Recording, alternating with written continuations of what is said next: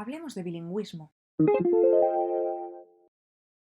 Soy española, pero llevo viviendo en Londres 4 años y pico. Y hasta hace un par de semanas que me cansé y dejé mi trabajo, yo estaba trabajando a diario en inglés. Y yo no creo que la gente se pueda hacer una idea de lo raro que es vivir entre dos idiomas diferentes. Tengo que mencionar que yo realmente no soy bilingüe, ¿vale? Aquí hablo de bilingüismo, pues bueno, por acortar. Pero yo no soy bilingüe, pero bueno, sí tengo suficiente soltura como para que, digamos, la gente piense a veces que soy bilingüe, ¿vale? Así que para lo que nos ocupa en el vídeo nos vale. Las cosas que yo os quería comentar son las siguientes. La primera cosa es que hagas lo que hagas, eres eternamente un pretencioso de mierda. La sola existencia de este vídeo ya me está dando puntos de pretenciosidad.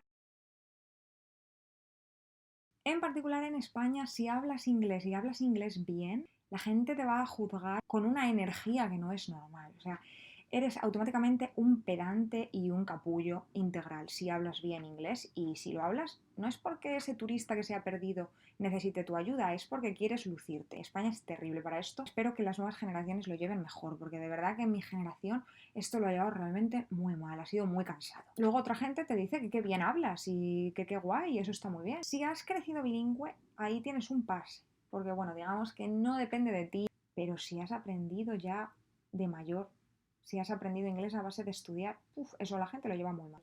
Esto ha sido un problema, en especial con esas palabras que son súper difíciles de pronunciar. Entonces, o las pronuncias súper mal o las pronuncias bien. No, pero no hay término medio. La mayor parte de las palabras en inglés tienen un término medio, ni está bien del todo, ni está muy mal, es aceptable, se entiende bien. Entonces esas, bueno, pues estás ahí en medio y te puedes apañar sin que la gente te juzgue mucho. Pero cuando hay palabras que son difíciles y que o bien le pegas una patada al diccionario que lo matas, o la pronuncias como un capullo pretencioso absoluto, eso es una movida, eso es horroroso. Yo lo pasé muy mal cuando salió Superman Returns, que no había escapatoria. Si decías Superman Returns, es como, a poco inglés que sepas, eso te suena como, pero eso no significa nada.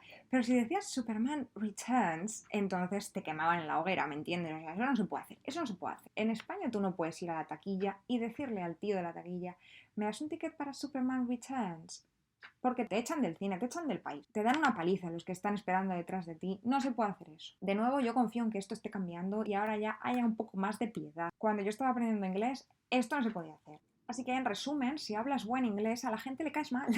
Problema número 2. Se te olvida tu idioma materno. Tú hablas tu idioma materno y lo hablas bien, no pasa nada, obviamente, pero las palabras como que se van, como que hay casillas para ciertas palabras que has ocupado con la palabra en inglés porque la usas mucho o porque, no sé, porque te es más fácil por lo que sea, y como que luego la española no viene. A veces estás hablando en español y a la mitad dices, no me acuerdo de esta palabra. La tengo en inglés, pero no la tengo en español. Y entonces te ves en situaciones de que a media frase tienes que parar porque no te acuerdas de cómo se dice la palabra en español. Y a veces pues dices, ¿esto cómo se decía en español? Y entonces esto alimenta el punto uno que mencionaba antes. Es como quedas como un imbécil absoluto cuando haces eso. La gente cuando dices algo así lo que oye es que hablo también inglés, que es que ya no me salen las palabras en español. Es que cualquier día me nacionalizan porque es que yo soy británica. Cuando en realidad lo que estás diciendo es yo hablaba bien un idioma y ahora hablo mal dos. Número 3, y esta es una de las que más raras se me hacen, es que a veces no te acuerdas de en qué idioma han pasado las cosas. Yo leo un artículo en una revista, al día siguiente no me acuerdo de en qué idioma lo he leído. Es muy raro, a veces veo una película y no me acuerdo de si la he visto doblada o no.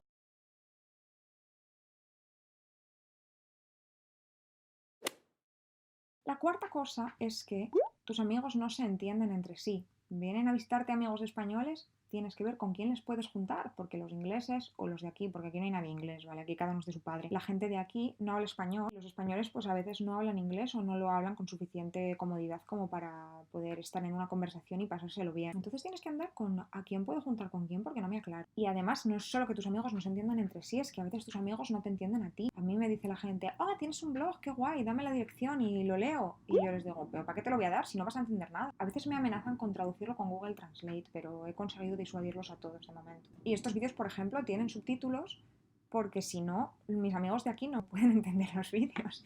Así que he puesto subtítulos para que los que hablan solo inglés puedan entenderlos. Y hasta cuando consumo contenido, yo qué sé, yo veo un vídeo de Jaime Altozano contándome sus movidas de la música. Pues veo a un amigo de aquí y le digo, ay, pues he visto en un vídeo de música, pues esto y lo otro, y está guay, mira, he aprendido no sé qué. Claro, mi amigo me dice, pues pásame el vídeo y lo veo yo también. Y yo le digo, no puedo porque está en español. Entonces hay una limitación, hay una barrera ahí muy grande. Y la quinta es que no sabes cuánto inglés habla la gente. Estoy en Twitter y veo algo gracioso en inglés y es como, ¿y si retuiteo esto? ¿Lo va a entender alguien? ¿O lo entiendo yo y otros cuatro porque las palabras son difíciles? No sé cuánto inglés habla la gente. O si yo estoy escribiendo algo, ¿puedo meter una expresión en inglés y va a quedar graciosa o voy a quedar como una imbécil y no me va a entender nadie? Y nada, eso es todo. Solo quería contaros mi experiencia de lo raruno que es vivir entre dos idiomas, porque de verdad que es muy extraño. Y no sé, obligad a todos vuestros amigos ingleses a aprender español. Y así se acaban todos nuestros problemas. Pasadlo muy bien y estudiad mucho inglés, por si acaso.